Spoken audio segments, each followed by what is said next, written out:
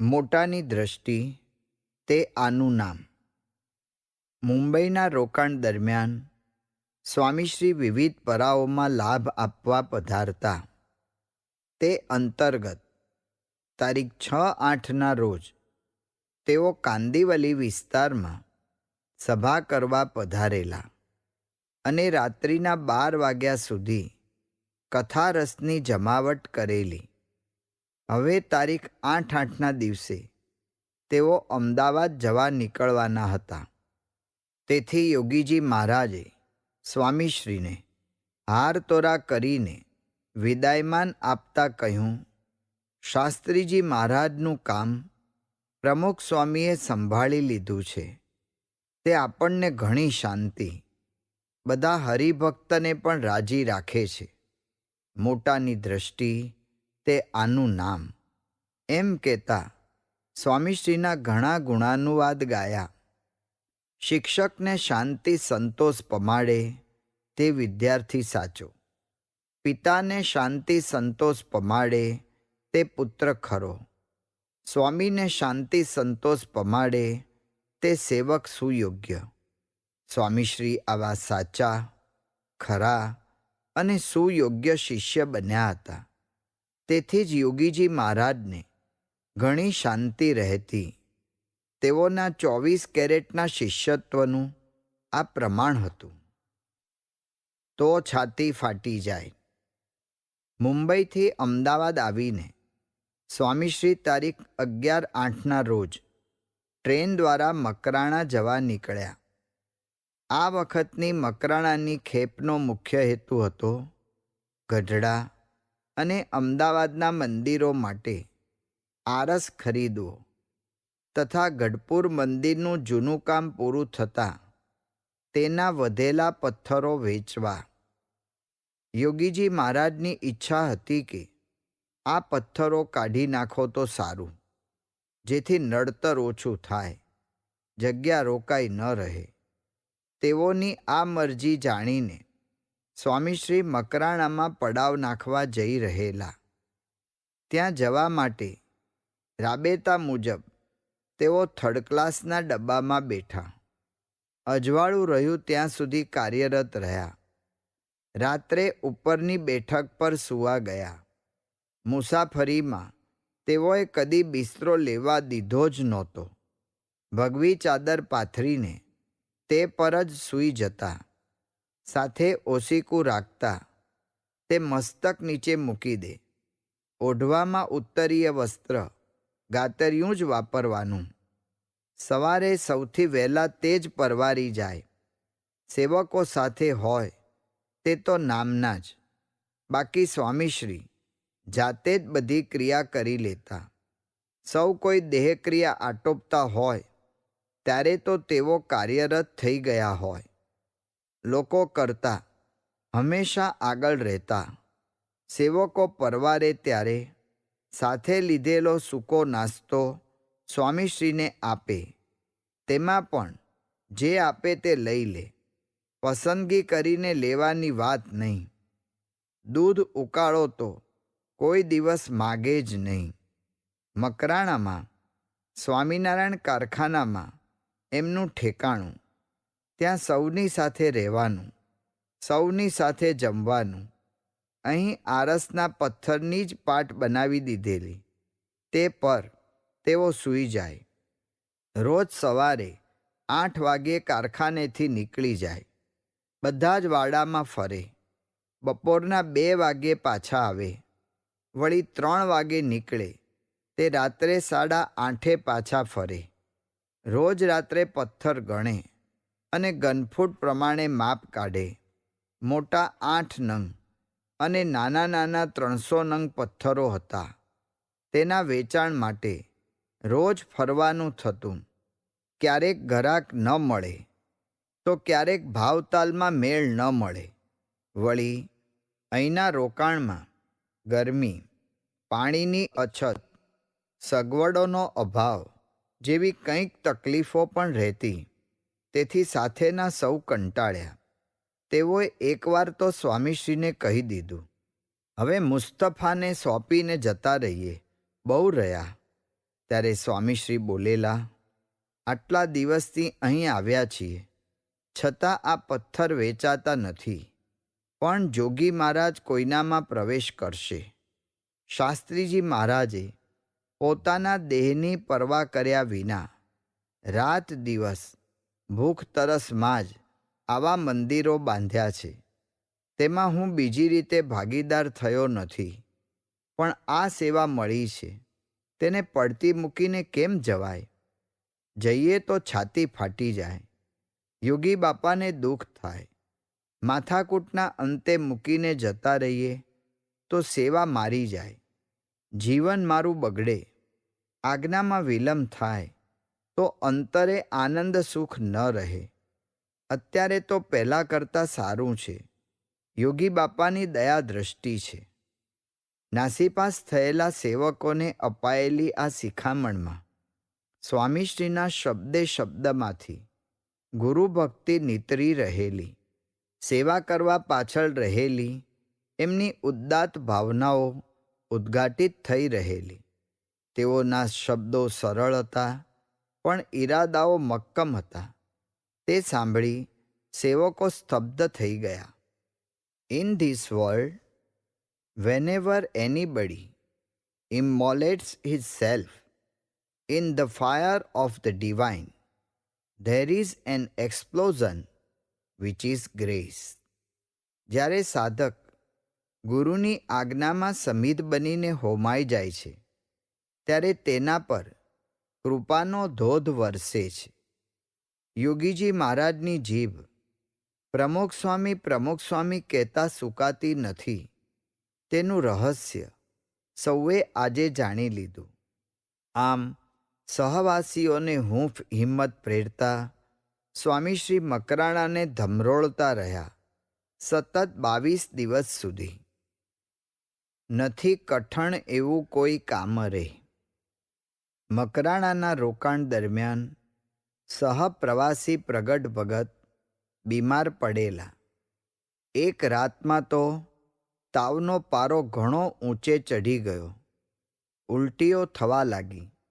તેથી તે તો રડવા જ લાગ્યા. કારણ કે ઉંમર નાની, પ્રદેશ અજાણ્યો અને માનવીઓ અપરિચિત, વળી ઔષધની અછત, આવાસની અગવડ અને આહારની ઉપાધિ લટકામાં તેઓની સેવા કરનાર દેવચરણ સ્વામી પણ તેઓનું માથું દાબતા દાબતા રડે.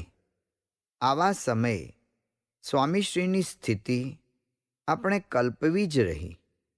એક બાજુ કામના હડિયા દોટા મટતા નહોતા, એમાં સેવકો હતાશ થયા. સ્વામીશ્રી પર ઉપાધિના પોટલા એક પછી એક છૂટે જ જતા હતા. પરંતુ વાવાઝોડામાં પર્વતો ડગતા નથી, તેમ તેઓ ધીરજતાથી કામ કરે જ હતા.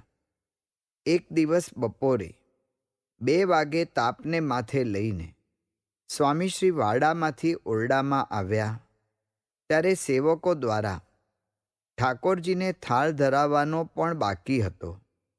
તેઓ ખૂણામાં સૂતેલા પ્રગટ ભગતની પથારી પાસે આવીને નીચે બેસી ગયા અને માથે પાણીના પોતા મૂકતા સાંત્વન દેવા લાગ્યા. ચિંતા ન કરતો, હવે 2-3 દિવસમાં જવાનું થશે, તાવ ઉતરી જશે, એમ કહી અતીતમાં ઊંડા ઉતરીને બોલતા હોય તેમ કહેવા લાગ્યા. તમે શાસ્ત્રીજી મહારાજને જોયા નથી. તેમની મરજીથી, આજ્ઞાથી આપણે આ સેવા કરવાની છે. હું શાસ્ત્રીજી મહારાજની મરજી જોઈને જ પગલું ભરતો. સ્વામીએ એકલા હાથે આ સંસ્થા ઊભી કરી છે. સમજ્યા? તેમાં માંદા હાજા થયાતા ત્યારે એ તો એકલા હતા. આપણે તો 6 જણા છીએ. તેમાં ગભરાવાનું શું? રડવાનું હોય આ તો થયા જ કરે. જો આ આટલાદરાના પથરા વેરતા ઉપાડતા મારા આખા શરીરે લાલ ચકામાં થયેલા. રહેવાય નહીં. સ્વામીએ હાથ ફેરવ્યો તો બધું સારું થઈ ગયું. આ નાકે નિશાની રહી ગઈ, તેમ આને સાંજે સારું થઈ જશે. સ્વામીશ્રીએ આપેલી આ ધરપતથી સેવકને રાહત થઈ ગઈ.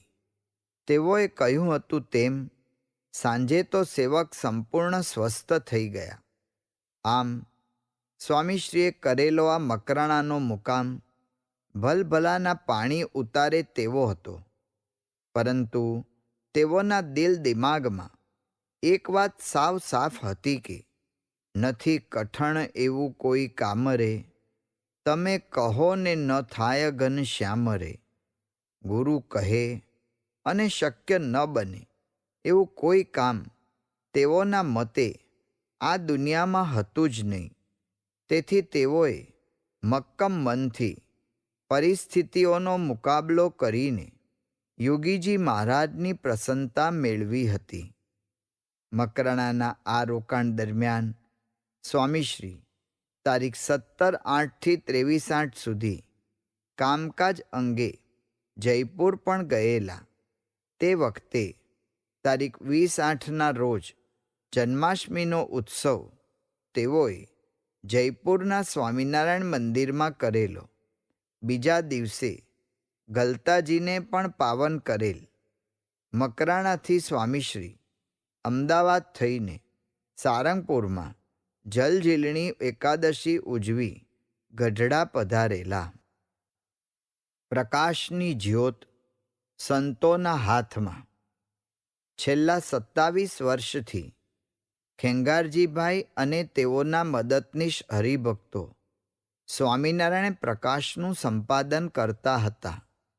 પણ હવે વધતી વયને કારણે તેઓ દ્વારા આ સેવામાં પૂરતું ધ્યાન આપી શકાતું નહોતું. તેથી આ સેવા યથાર્થ ન કરી શકવાનો રંજ તેઓને કોરી રહેલો.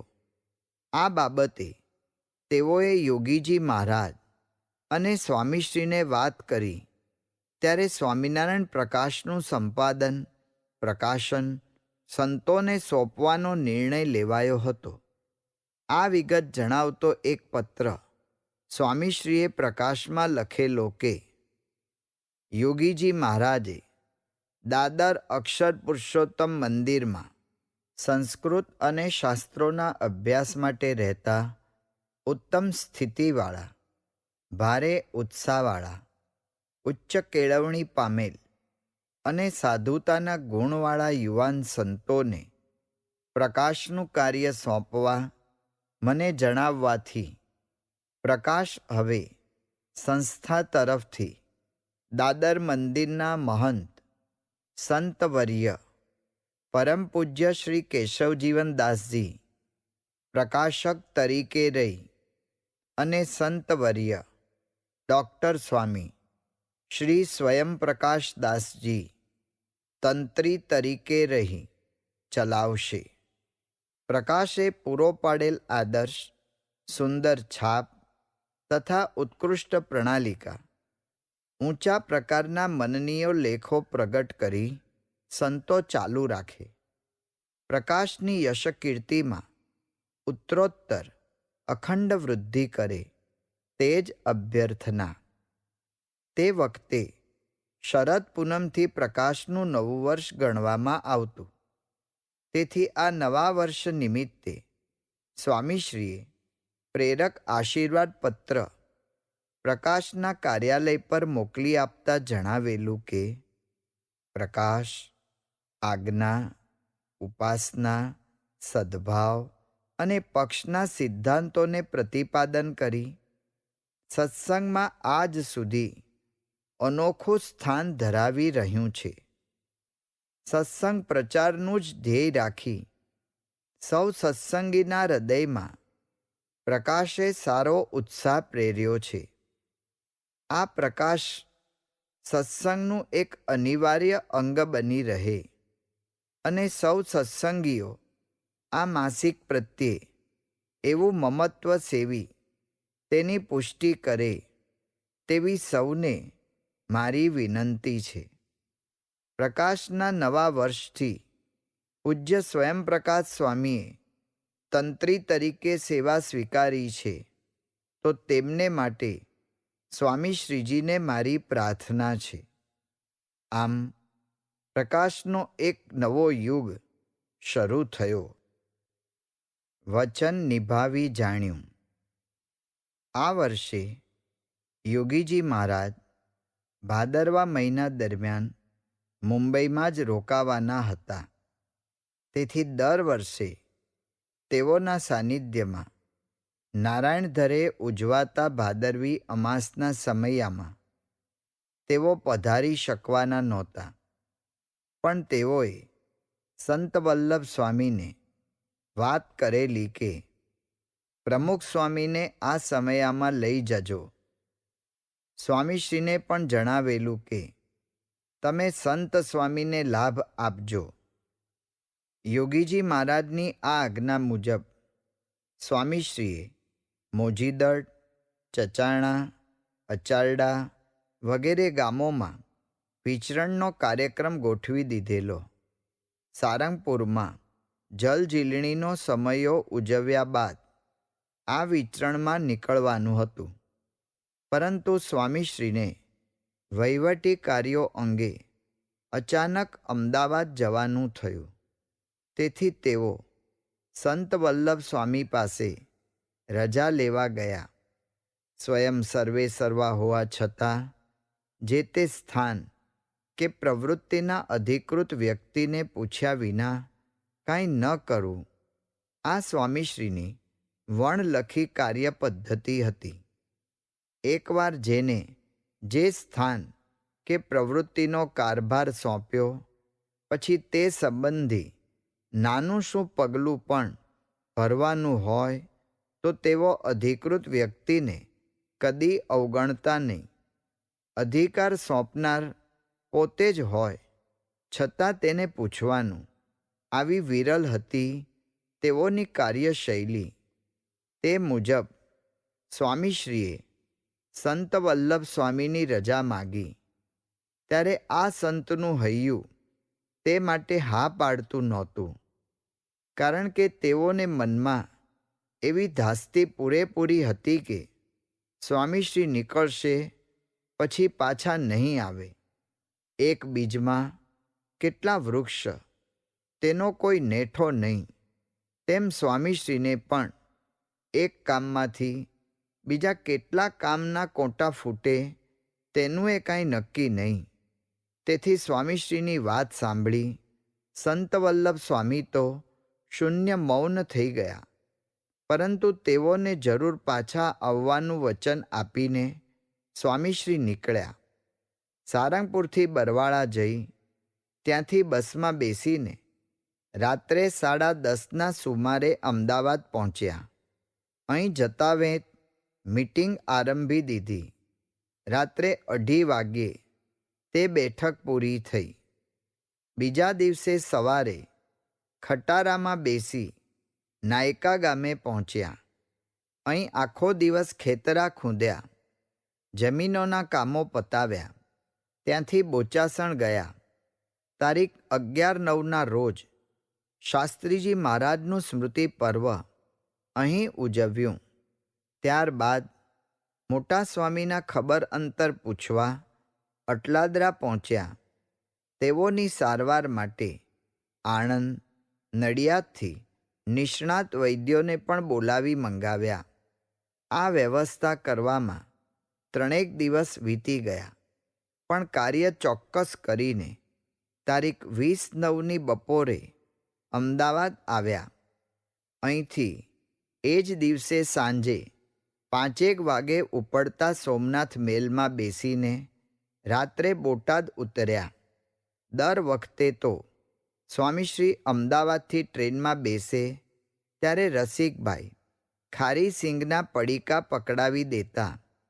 તેથી વહેલું મોડું થાય તોય ગાડું ગબડતું. પણ આજે તે ભૂલી ગયેલા. તેથી ભૂખ્યા પેટે જ બોટાદથી ટ્રેન બદલી રાત્રે 12 વાગ્યે સૌ ચૂડા સ્ટેશને પહોંચ્યા. અહીં સ્વામીશ્રી કહે, આપણે આ બાંકડા પર જ જમાવીએ. તે સાંભળી હકાભાઈ હબકી ગયા. તેઓ કહે, અરે, અહીં સ્ટેશન પર સૂવાનું? એમાં શું? સ્વામીશ્રી સહજ ભાવે બોલ્યા, પણ હા, પોતાની રીતે જ બીજાને વર્તાવવાનો આંબળો કે અભરખો તેઓમાં લેશ નહીં. તેથી તેઓ સ્ટેશનની સામે આવેલા જીનનો દરવાજો ખોલાવવા તે તરફ જવા લાગ્યા. તે જોઈ હકાબાપુ કહે, અત્યારે કોઈ નવરો ના હોય, કોઈ નહીં ખોલે. નહીં ખોલે તો પાછા આવીશું. સ્વામીશ્રી શાંતિથી બોલ્યા. તેઓને અવળા કે અણધાર્યા પરિણામનો કદી ભય જ નહીં. અરે પણ અમથે અમથા આબરૂના કાંકરા શા સારું કરવા? દરબારે પોતાની ચિંતા વ્યક્ત કરી. પણ સ્વામીશ્રી કહે, ના પાડે એમાં શાની આબરૂ જવાની છે? મનુષ્ય મોટે ભાગે ક્ષુલ્લક બાબતો સાથે પોતાની પ્રતિષ્ઠા સાંકળીને બેઠો હોય છે. તેથી તેને સાવ નાખી દેવા જેવી વિગતોનો પણ ભય સતત સતાવ્યા કરે છે. સ્વામીશ્રીમાં આ દોષ નહોતો, તેથી તેઓને ડર પણ નહોતો. તેઓએ તો જઈને જીનનો દરવાજો ખટખટાવ્યો. અડધી રાતે દરવાજો ખખડતાં પગી બોલ્યો, કોણ? હું સારંગપુરનો નારાયણ સ્વામી. સ્વામીશ્રીએ આમ જ્યાં ઉત્તર વાળ્યો ત્યાં તો પગીએ ફટાક કરતો દરવાજો ઉઘાડી દીધો અને સ્વામીશ્રીને પગે લાગ્યો. તે જોઈ સેવકોને થયું કે સ્વામીશ્રીને માત્ર મહાનુભાવો જ ઓળખે છે એવું નથી. સામાન્ય પગીને પણ એમની સાથે ઘરોબો છે. આ જીન લાલજીભાઈનું હતું. તેઓ સ્વામીશ્રીથી પરિચિત. તેથી સ્વામીશ્રીને અહીં અવારનવાર આવવાનું થતું. જ્યારે આવે ત્યારે તેઓ આ પગીને પણ મળતા. તેથી પગી તો વણતેડ્યા મારે મંદિરી આવેની જેમ આવી પહોંચેલા સ્વામીશ્રીને જોઈ હરખાઈ જ ગયેલો. સ્વામીશ્રીએ હકાભાઈને જીનમાં બોલાવ્યા. એક ખાટલો ખેંચી લાવીને તે પર તેઓને સુવાર્યા. સેવકોની વ્યવસ્થા કરીને સ્વામીશ્રી સૂતા ત્યારે રાતના 1:30નો ટકોરો પડ્યો. છતાં બીજા દિવસે સવારે તેઓ સૌ કરતાં વહેલા જાગી ગયા. ખુલ્લામાં નળ નીચે નાહી લીધું. પગીને હકાભાઈ માટે ચા પાણીની વ્યવસ્થાનું કહ્યું ત્યારે પગીએ સ્વામીશ્રીને પૂછ્યું, તમારા માટે? અમારે કાંઈ નહીં, એમ કહી સૌ પરવાર્યા ત્યાં સુધી સ્વામીશ્રીએ રોજિંદા આવશ્યક કાર્યો પૂરા કરી દીધા. બધા તૈયાર થઈ ગયા ત્યારે કાંખમાં ઓસીકું અને હાથમાં પત્તર લઈને સ્વામીશ્રી ચાલતા થયા મોજીદડના માર્ગે. પણ વચમાં નવાગામના પોપટભાઈની ગાડી મળી ગઈ. તેમાં બેસી સવારે 10 વાગે મંદિરે પહોંચ્યા ત્યારે સંત વલ્લભ સ્વામીના હર્ષનો પાર ન રહ્યો. તેઓ સહસા બોલી ઉઠ્યા, વાહ ગુરુ, તમે વચન આપેલું તે નિભાવી જાણ્યું. પણ આ એક વચન નિભાવવા માટે સ્વામીશ્રીએ કરેલો પુરુષાર્થ જો તેઓએ સંત વલ્લભ સ્વામીને જણાવ્યો હોત તો તેઓના અહોભાવમાં જબરદસ્ત ઉછાળો આવ્યો હોત. પરંતુ પોતે કરેલું છાનું છૂપું રહે તેવું જ વલણ સ્વામીશ્રીનું રહેતું. માણસાઈનો પર્વત. સ્વામીશ્રી ઝાલાવાડમાં પધાર્યા તે સમયે ઘનશ્યામચરણ સ્વામી અને હરિપ્રકાશ સ્વામી મુંબઈથી આ પંથકમાં વિચરણ માટે મુકાયા હતા. તેઓના મોવડી સંત વલ્લભ સ્વામી હતા ખીચડિયા સાધુ. હરિભક્તો લાડુ મિષ્ટાનનો આગ્રહ કરે પણ તેઓ તેવી રસોઈ ન લે. વળી આજે બપોરે જમે તે પછી સીધું કાલે બપોરે, સવાર સાંજ ફક્ત ઉકાળો લે. આવી પરિસ્થિતિમાં આ નવા સંતોને સ્વાભાવિક થોડી કઠણાઈ તો પડે. તેમાં સ્વામીશ્રી પધાર્યા એટલે તેઓને આનંદ થઈ ગયેલો. હરિભક્તોએ પણ કહ્યું, સ્વામી, આ સંતો મુંબઈથી આવ્યા છે, પણ સંત બાપાનું પ્રકરણ આપ જાણો છો, માટે આપ પાકી રસોઈ, મિષ્ટાનની આજ્ઞા કરો. સ્વામીશ્રીને પરિસ્થિતિ પારખતા કેટલી વાર, આંખ પલકારો મારે એટલી. તેઓએ સંત સ્વામી તો બ્રહ્મર્ષિ છે, પણ સંતોને રાજી કરીએ એમ કહી બીજા દિવસે સવારે પોતાના સેવક પાસે તીખી પૂરી, મરચાં અને ઉકાળો બનાવડાવ્યા. પછી આ નવા સંતોને બોલાવીને કહે, લ્યો સંતો, નાસ્તો કરો એમ કહી પોતે પણ સાથે બેઠા. પરંતુ સંતોએ નોંધ્યું કે સ્વામીશ્રી તો અતિ અલ્પ જ જમેલા અને સંતોને ખૂબ જ ધરવીને નાસ્તો કરાવેલો. આમ તેઓએ સંત સ્વામીની ત્યાગ ભાવના અને નવા સવા સંતોના મન બંનેને સાચવ્યા. જનજનના મન સાચવવાની આવી માણસાઈના ઢગના ઢગ સ્વામીશ્રીમાં ખડકાયેલા હતા. તેથી જ તો તેઓ સૌના માણીગર બની રહેલા.